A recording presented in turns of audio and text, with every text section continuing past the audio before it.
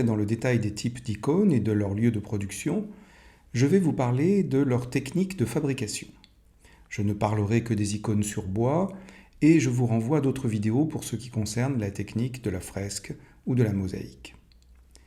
Les icônes sont peintes sur un panneau de bois selon une technique très ancienne, connue dans tout le monde gréco-romain, comme on peut encore le voir dans les portraits funéraires du Fayoum, datés entre le 1er et le 4e siècle.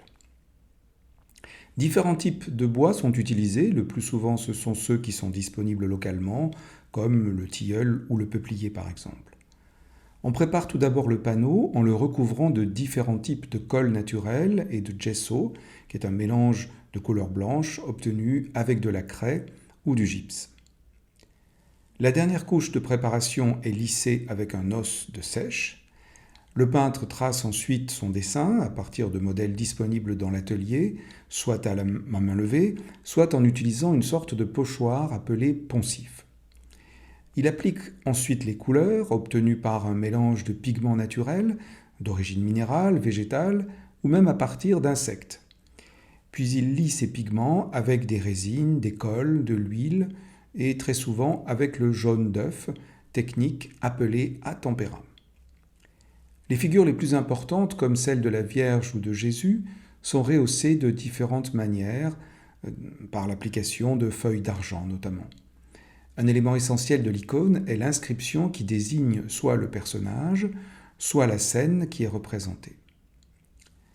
Après la prise de Constantinople en 1453 et ce qu'il est convenu d'appeler la période post-byzantine, les peintres prennent l'habitude de signer leurs œuvres, ce qui n'était pas le cas auparavant, car ils devaient s'effacer devant leur modèle et faire preuve d'humilité. Quels étaient les principaux centres de production des icônes ? Il y eut bien sûr Constantinople, qui est restée longtemps l'une des plus grandes villes du monde, d'abord capitale de l'Empire romain au début du IVe siècle, puis capitale de l'Empire byzantin pendant 1000 ans. Il y eut aussi des centres monastiques, comme le très célèbre mont Athos en Grèce. La Crète a aussi été un centre très fameux à partir de 1453, et les icônes qui y étaient produites étaient exportées régulièrement à Venise, où il existait une importante communauté grecque. Après la conquête de l'Empire byzantin par les Turcs ottomans, la production d'icônes continue dans les territoires qu'ils contrôlent, Macédoine, Grèce, Bulgarie ou Serbie. Il existait même des ateliers itinérants de production d'icônes qui circulaient librement dans l'Empire ottoman. La Russie a été très tôt un centre de production d'icônes, ne serait-ce que parce que la plupart des églises y étaient en bois à l'origine et il était donc impossible de faire des fresques ou des mosaïques. D'importantes écoles se sont développées à Novgorod ou à Moscou. Voyons pour finir les principaux types d'icônes byzantines. La Vierge Ogiditria, c'est-à-dire celle qui montre la voie, remonte à l'image miraculeuse dont je vous ai parlé et qui date de l'époque de Saint Luc. Ce type est assez facile à reconnaître.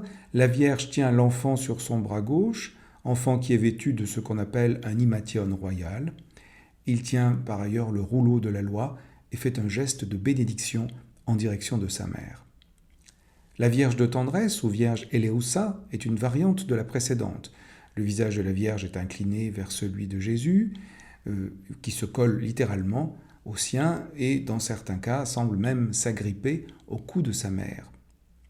Il y a aussi les icônes hagiographiques, comme celle consacrée à Sainte Catherine, et enfin les icônes consacrées aux grandes fêtes, et en particulier aux 12 grandes fêtes liturgiques qui vont de l'Annonciation jusqu'à la Transfiguration, en passant par la Nativité et le baptême de Jésus.